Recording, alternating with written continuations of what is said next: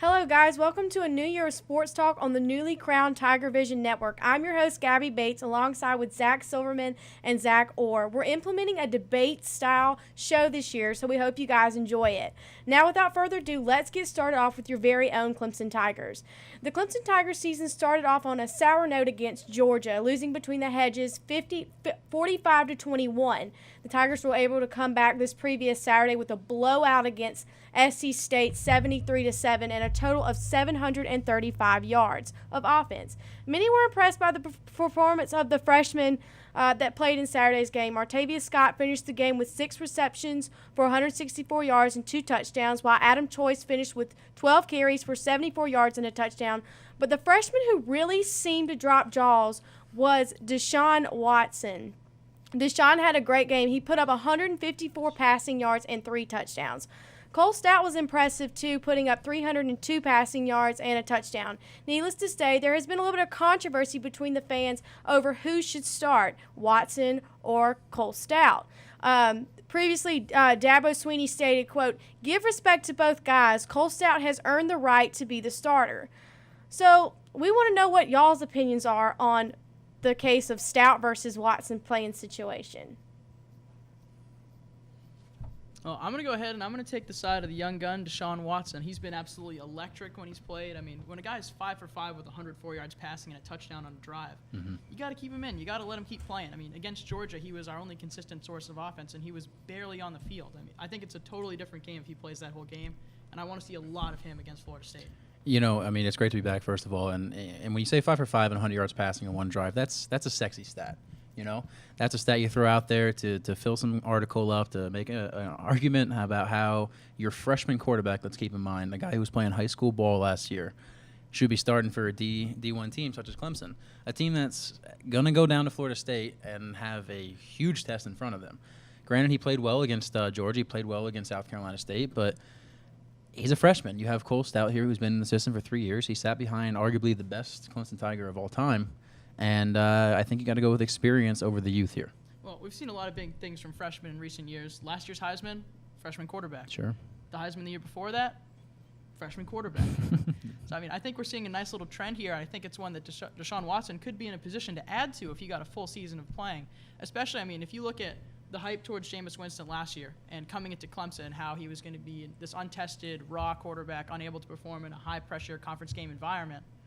Well, I mean, you can say all those same things about Deshaun Watson this year, and I think if you throw him out there, I think he'll kill it. You think he'll kill it? Okay, well, I mean, let's look at the facts here. Jameis had a full preseason to prepare coming into the season for Florida State last year.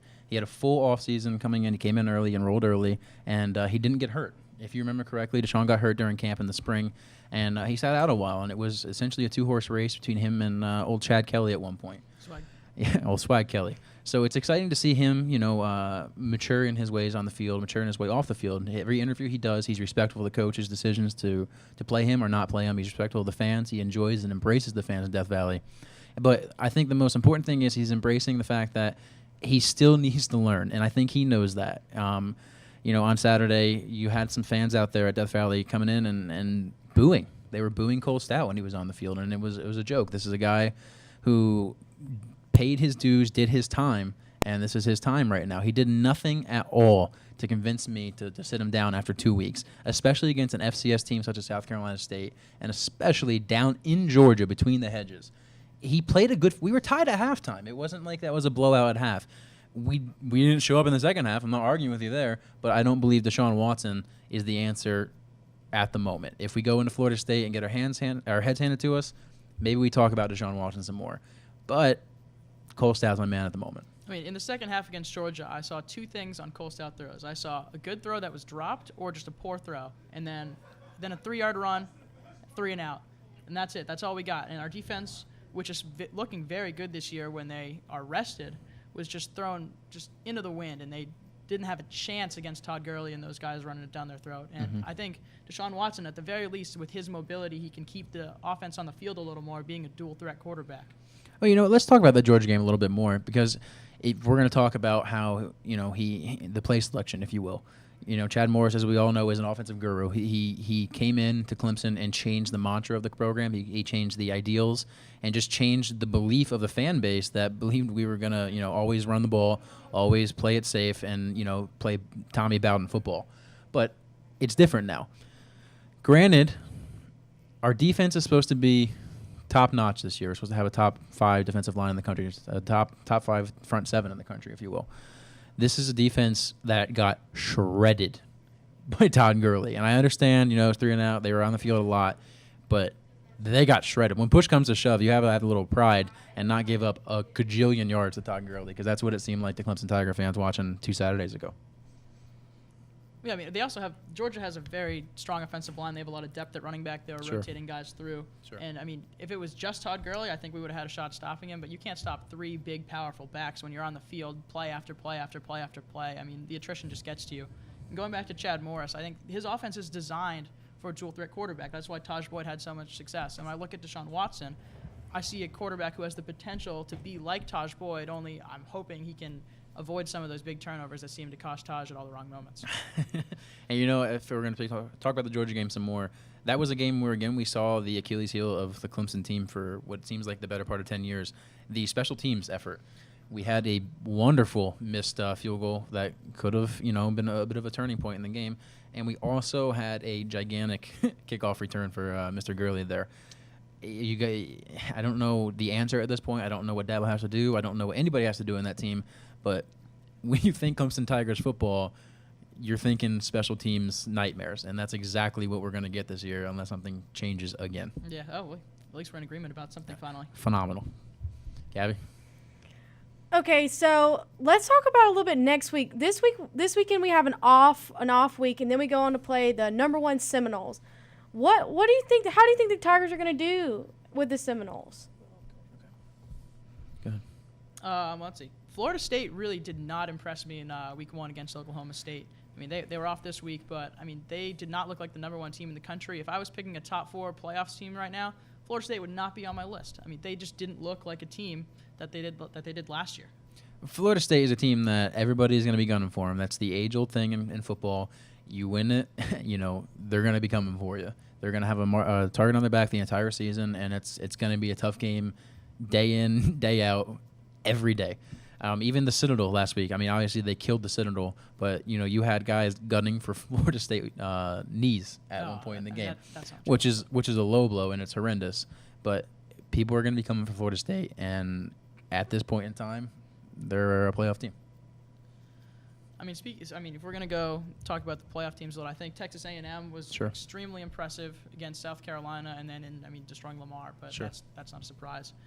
Georgia, I think, with that running game, again, they shredded us. We were supposed to be one of the top front 7s in the country.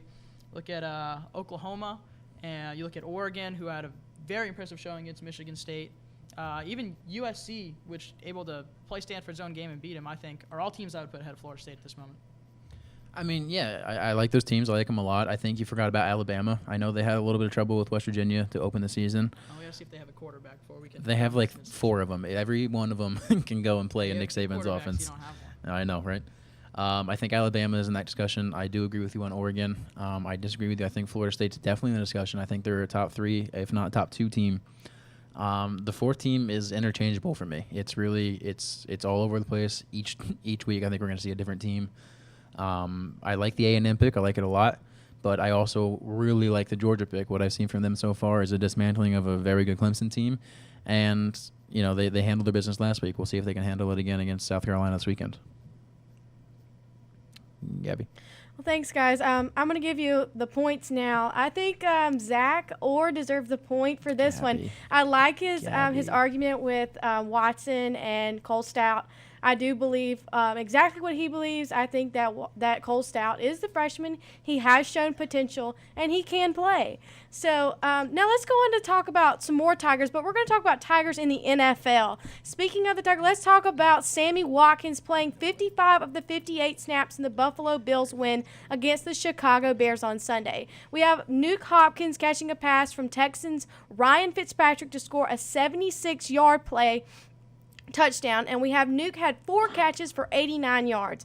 We have the Buffalo Bills wanting to extend C.J. Spiller contract, and we have Byron Maxwell becoming a legitimate playmaker for the Seattle Seahawks. So how do you guys think these former Tigers are doing in the NFL? Yeah, I mean, we've seen a lot of good things from Clemson Tigers. Byron Maxwell got his Super Bowl ring last year, which is great to see an alum do that. Sure. Nuke's been looking good. Glad to see Sammy healthy with those ribs. Just looking forward to seeing these guys play.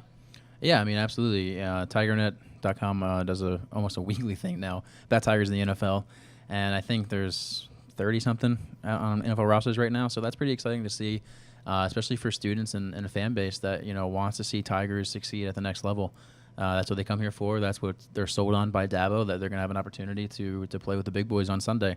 So, yeah, when you mention guys like Sammy, guys like Nuke, and guys like CJ, those are the big boys. And let's not forget about Andre Ellington down in Arizona. He had a great rookie year last year, and hopefully he can build upon that, and good things are to come for our Tigers. Oh, yeah. I mean, he's a sleeper pick in a lot of fantasy leagues. Bruce Arians says big things are coming for him. They want him to get 25 to 30 touches per game, and I think he's a guy who can score a lot of long touchdowns. Conspicuously absent, though, Taj Boyd, which I don't know how I didn't make the quarterback squad for the Jets, considering they haven't had one since Joe Namath. But, hope you find employment in the NFL, Taj. I mean, I'm as big of a Taj fan as the next guy. I supported him 110% when he was here at Clemson. But let's not sit here and pretend that the guy is the makings of an NFL quarterback. I know everybody hates that term. I know that you have examples out there, such as your Russell Wilsons or your Colin Kaepernicks of the world, that are different quarterbacks that have found a way to succeed because they are different. They can adapt to the game. But is Taj that guy? Time remains to tell. At this moment, he's not. He's sitting at home just like the rest of us watching Sunday football. Okay, so let's go to talk some more NFL. Let's talk about some teams and players that maybe you've seen have impressed you or not really impressed you this year. How would you guys sum up this year's season thus far, and what teams and players have really seemed to impress you or not impress you so much in Week 1 and Week 2? Let's see. Week 1, I think the NFC West, with the exception of St. Louis, was the most impressive division for me, which isn't a particular surprise. You had the Seahawks dismantle the Packers on the opening game. Mm-hmm. You had the 49ers dismantle the Cowboys in what is normally a very average team, but they looked well below average in that game. You had the Rams, of course, got blown out by Adrian Peterson. But the Cardinals fought hard against playoff team from last year, the San Diego Chargers. They overcame an 11-point second-half deficit to get a last-second win. And Chandler Catanzaro coming up big with a couple field goals out of Clemson as well. Yeah, actually, that's a name we didn't mention before, Catanzaro. But, the NFL week, the NFL season just started. It's an exciting time. You see who was talking a lot of smack in the preseason, who can actually back that up. Teams that can't after week 1, the New York Giants and the New England Patriots, which is just so happen to be the favorite teams of your two anchors tonight. As far as the Patriots go, I'm going to sit on the side that the Patriots are done. Stick a fork in them, fire Belichick, cut Brady. The whole 9 yards. It's a joke up in Foxborough right now. You saw a team that didn't look like a Belichick team, and that sounds insulting, but that's a huge compliment. Bill Belichick, year in and year out, fields a team that is going to win 10 games, that's going to make the playoffs and make some kind of noise. That's just what you come to expect of a Bill Belichick New England team. And on Sunday, we saw them go to Miami, which they have struggled down there. I will give you that. But they went to Miami and and didn't show up. They went in. They apparently spent too much time at the clubs the night before and came out on the field, and they laid down against, on paper, a very inferior Miami Dolphins team. Tom Brady got outgunned by Ryan Tannehill. All right, I'm going to give you 3 reasons why I'm not worried about the Patriots. Please. The first is the offensive line, which the legendary offensive line coach Dante Scarnecchia had just retired. He'd been there 25-plus years. Sure. And there's going to be a little bit of an adjustment period. Brady's a quarterback who doesn't like to feel pressure, and as the Patriots go through and get a more experienced line and have a little more cohesion, Brady being able to direct the guys in a better way, that's going to be a problem that's going to fade. Mm-hmm. Number 2 is the defense. Well, giving up a lot of points. They were forcing turnovers. They got a couple picks, a couple fumbles. They looked fairly good other than being on the field a bunch because the offense couldn't do anything. Sure. And Number 3 is exactly what you mentioned. They're playing a road game in the division, which, I mean, that's a toss-up for any team. I mean, Arizona went in and beat Seattle at home last year. Nobody beat Seattle at home. So, I mean, I'm not going to worry about a week 1 loss when there's still 15 games of football to play. I mean, listen, I really appreciate you coming in prepared with those 3 points. They were cute. I loved them. They were great. I mean, phenomenal job there, Zach. But let's talk about your O-line, the O-line that has to get cohesion. That's going to be hard to do when you trade arguably your best offensive lineman to Tampa Bay a week before the game start. Logan Mankin's down in Tampa Bay now. I mean, that was a guy that was on, if I'm not mistaken, all 3 of Brady's Super Bowl rings, or 3 of them. So that's going to be hard to get some cohesion there. You're right. That's a classic Belichick move, is trading a guy 1 or 2 years before his before he's done. Like, you see with Randy Moss, who they trade him, and less than 14 months later he's out of the league. You see with Richard Seymour, who they trade him, and he has 2 productive years over in Oakland, but then after that he's done. And if they had waited a year or 2 to have Mankins, it would have been nice to have him for another year or 2, but then they would have gotten nothing in return. They got in return Tim Wright, a guy who they were high on at tight end, who is in the Aaron Hernandez mold, could do a lot of good things in the offense. The Aaron Hernandez mold? I hope he can kill someone. I meant on the field. But yeah, you're right about that. As far as your defense goes, you're correct. I don't have an argument for you there. They're on the field way too much on Sunday, and that has to be addressed with the offense. That starts there. As far as playing a division game, you play in the AFC East. Your teams in that division are Miami, Buffalo, and the Jets. Yeah, beating us is their Super Bowl. I mean, they never do anything year in and year out. For the only year that any of them have been to the playoffs in this decade is the 1 year that Brady was hurt. Exactly. So, I mean, there's no excuse for you to go down there and lose a game in Miami when they came and filled the stadium. I mean, I'm pretty sure half the stadium was New England fans last Sunday. And you can't get a win down there. You have to be able to handle your business in the division every day if you're Bill Belichick and the Patriots. I mean, 1 division loss per year, or 1 or 2 division losses isn't going to hurt you when you're winning 10, We'll 14 games every year. We'll see. Another team that wasn't impressive, let's talk about your New York Football Giants and Eli Manning, who looks like he's going for the interception record every single year. Please, yeah. No running game. Secondary looked pretty abysmal. Offensive line couldn't do anything on the ground. In the air, Eli Manning was making terrible decisions. Should have had 2 or 3 more picks. I mean, the only team that was less impressive, I think, which is a plus for you, is Dallas. We can always count on Dallas to be a below-average team. That's pretty exciting. Tony Romo is the worst $100 million contract quarterback I've ever seen. Joe Flacco. Joe Flacco. But the Giants. Let's talk about the Giants. What we saw on Monday night was abysmal. It was pathetic. I'll put it out there like that.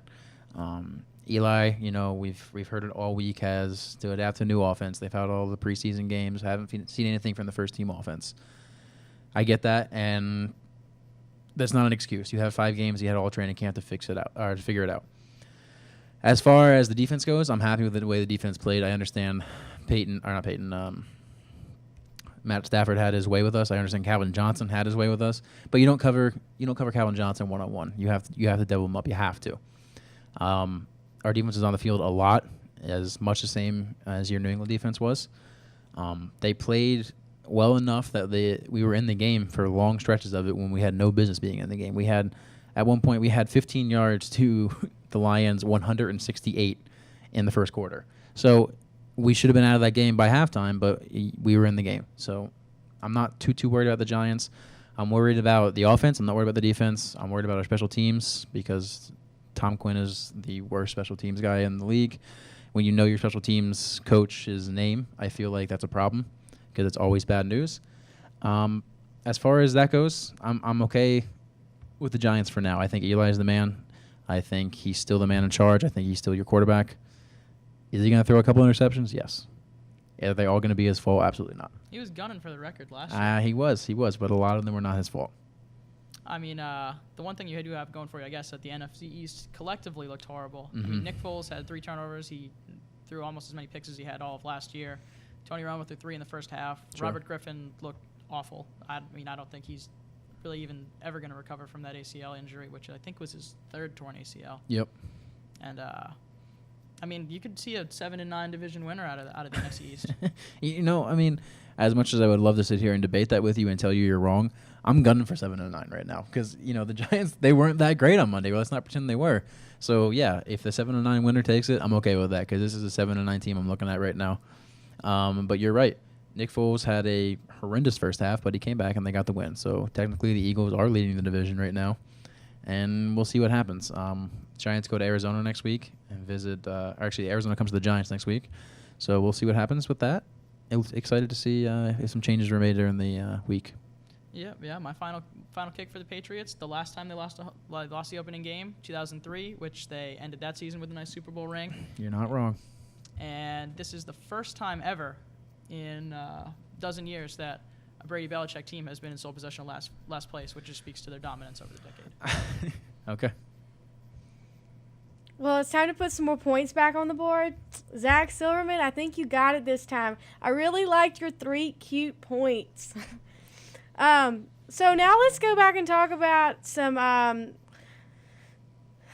college football. We have number 2 Oregon doing big things with quarterback Marcus Mariota, helping sweep past number 7 Michigan State 46-27. Mariota puts up some major numbers this previous game. We had an exciting USC versus Stanford game with Andre Hadari's 53-yard field goal to help number 14 USC beat number 13 Stanford. Also, we had ACC's Virginia Tech defeating Urban Meyer's Ohio State. Looking back on these past 2 weeks of college football, what would you say you have really learned from week 1 and week 2?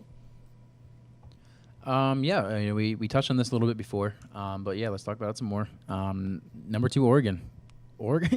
Oregon may be the best team in the country right now. I know I was big on Florida State earlier in the show, and I'm still big on Florida State, but Oregon is dangerous.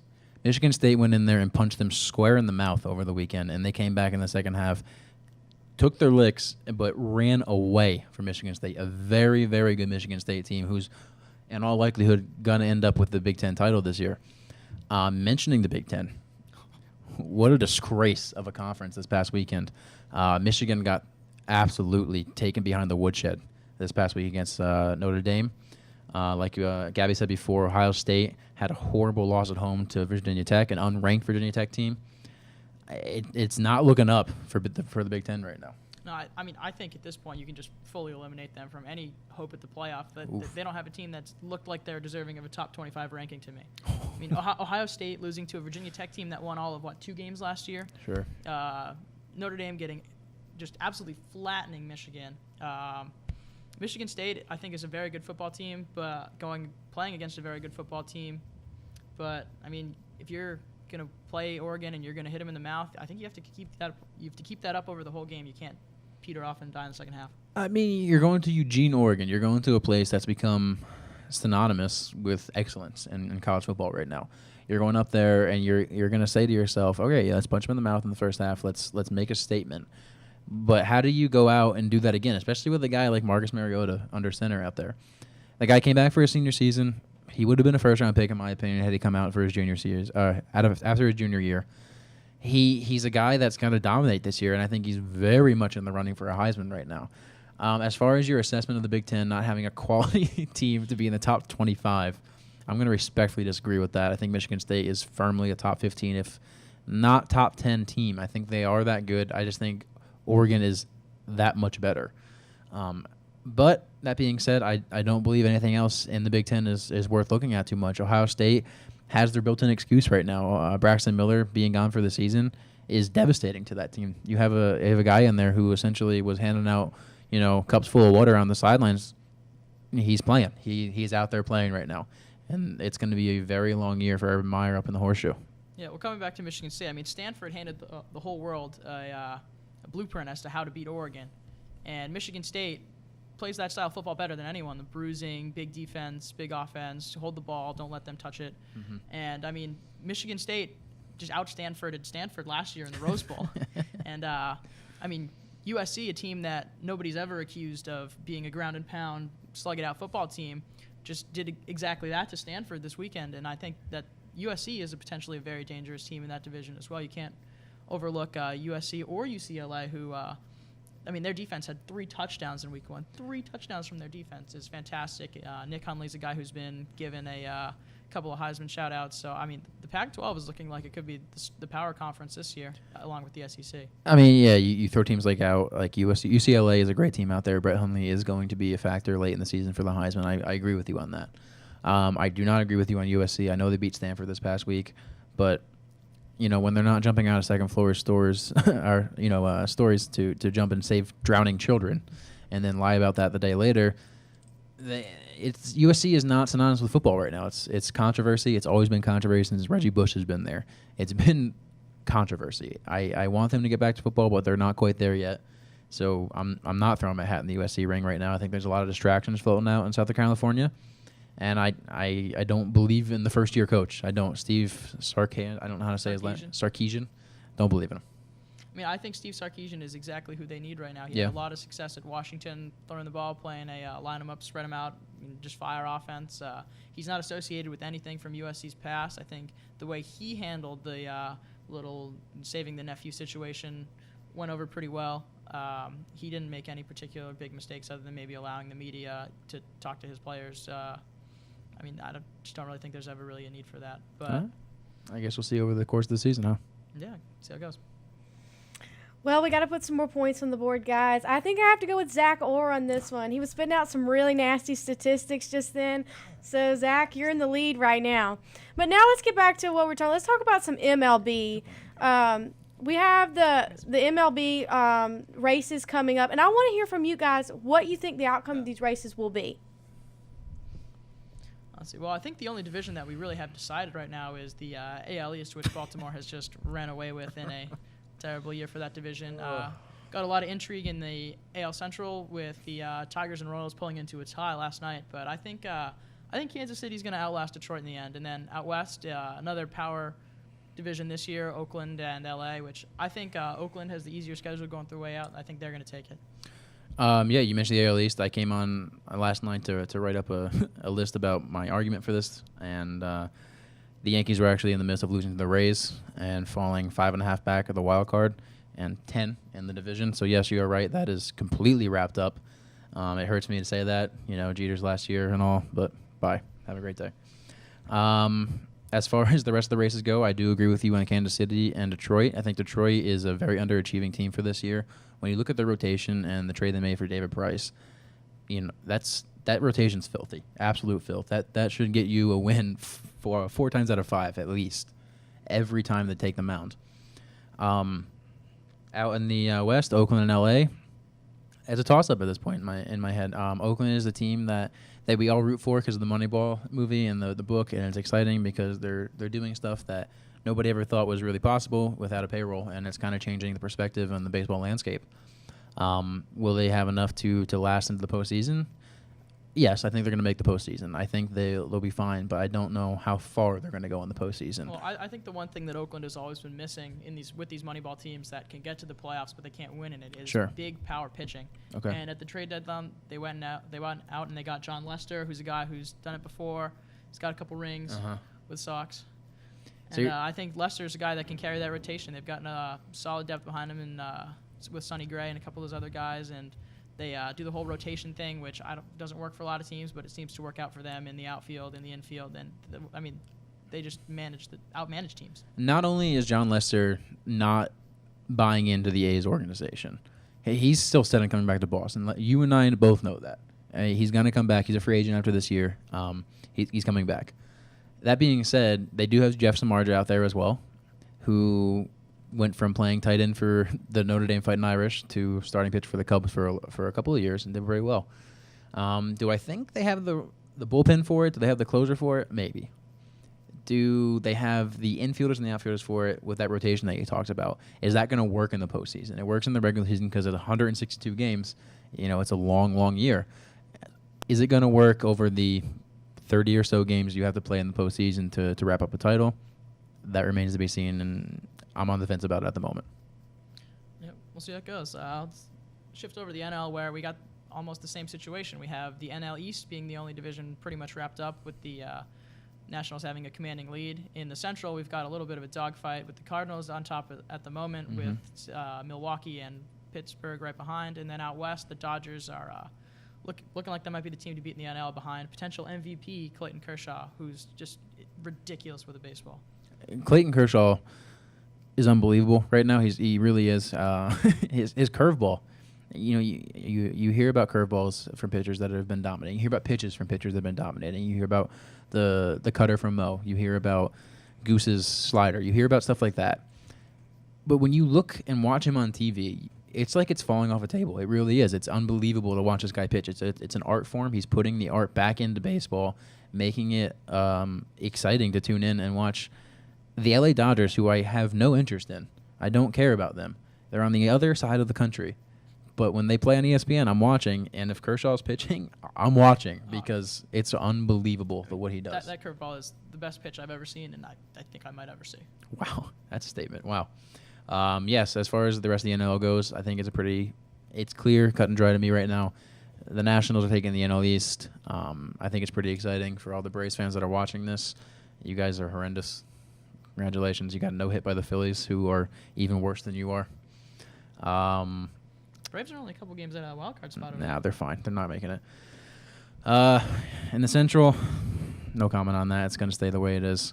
But, yeah, Clayton Kershaw. That's all I got in the NL. Yeah, I mean, let's Milwaukee, who had about a 6-game lead at the start of August, is now about 5 games back, lost 13 of their last 14 games, and that is not how you want to play it going into September. Apparently, Ryan Braun stopped taking the steroids for the last 14 games or so. Is that what you're telling me? That's exactly what I'm telling Phenomenal. Okay, guys, I really don't want to get beat up this time, but I think I'm going to have to give the points to Zach Orr again. He really did his homework on this baseball stuff. Like, you really had it together, Zach. Don't kill me, Zach Zilberman. Please, do not kill me. So, we had some really breaking news in the past 2 weeks. And the first thing we're going to start off with is the Ray Rice situation. This has been all over the news. It's been a really big controversy between a lot of people. We had Ray, allegedly, he was in the elevator and he hit his wife. He's been suspended from the NFL. I want to know what your guys' take on this situation is.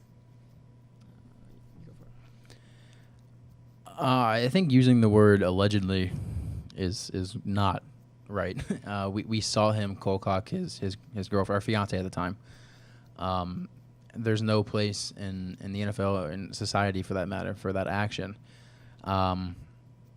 Today, news was brought to light that the NFL had the tape of him actually punching the fiance in the elevator, and they've had it for about 3 months. And with the knowledge of having it, they still handed down a 2-game suspension and went about their business like the multi-billion-dollar corporation that they are. Regardless of them having that tape for the last 3 months or so, I think it needs to be addressed that you still, in the first video that surfaced in May or whatever it was, March, he pulls an unconscious woman, his fiance, out of an elevator. She's unconscious. He kicks her shoes out of the elevator, kicks her legs so they don't get, stuck in the door. So nice guy on that point, right? But we all know what happened in that elevator. It's not like she just fainted and passed out. She had the marks on her face. She was punched square in the face by a 230-pound man who plays in the NFL, has an off-season conditioning program where he lifts almost every day. And it's not going to be pretty what happened to her. So the fact that Goodell had the gall to sit there and tell me last night that he wasn't aware of the video of her getting knocked out, that he had the guts to only suspend him for two games instead of the 6 and lifetime suspension that he's implemented afterwards. And the fact that he's still sitting in New York in his office as the NFL commissioner is not only appalling, it's unbelievable. It's ridiculous that we're having this conversation about why this guy's keeping his job when you have a woman who is getting beaten. And it's unbelievable. I'm at a loss of words. I apologize for that, but it's unnerving to even talk about. Yeah, and I mean, regardless of whether he saw the tape or not, the charge was aggravated assault. I mean, that's a felony. Like that, in any job, in any profession in the United States, you're gone. You're done. You don't have a chance. A 2-game suspension? Are you kidding me, Roger Goodell? I think you're almost as much to blame for this bad PR as anyone. I mean, if the tape hadn't been found by TMZ and released to the public, Ray Rice would be sitting in the Ravens locker room right now laughing with his friends about his 2-game suspension. I mean, this is appalling. Yeah, I got nothing else. As far as the Clemson breaking news today, I know we touched on it before. We're going to touch on it again. What happened, I don't have the name of the player in front of me, but she was a freshman at Clemson in 2011, and she was blindfolded and put through a hazing act. Hazing is a very common thing in college sports, fraternities, Greek life, stuff like that. And it's okay. I hesitate to use that word okay to a point. It's okay to a point where it's harmless fun, it's harmless things. But this resulted in this young lady being injured. She had lacerations and abrasions to her face and was put on daily medication for brain injuries. She had to have plastic surgery, and she is with a neurologist because of her injuries. And, reading and doing some homework on the whole article, the coach that was in charge of this is still coaching at Clemson. What do we make of that? I mean, this is another situation where I think people have to take responsibility for their actions and show some accountability. As an example, in the British Parliament, if you have a scandal in your department, whether you know about it or not, it's your job to resign because it's your job to know what's going on in your organization. I think for Roger Goodell and for the Clemson women's soccer coach, whether you know this or not, this is a huge problem, and I think this is something that should be on your head. This is something you should be accountable for, and you should not continue to work in your current job. I 100% agree. That's all I got. Okay, guys. Well, that's all we have for today's show. Thanks for tuning in and watching us. Tune in next week, next Wednesday at 8 o'clock to watch us again. Thanks.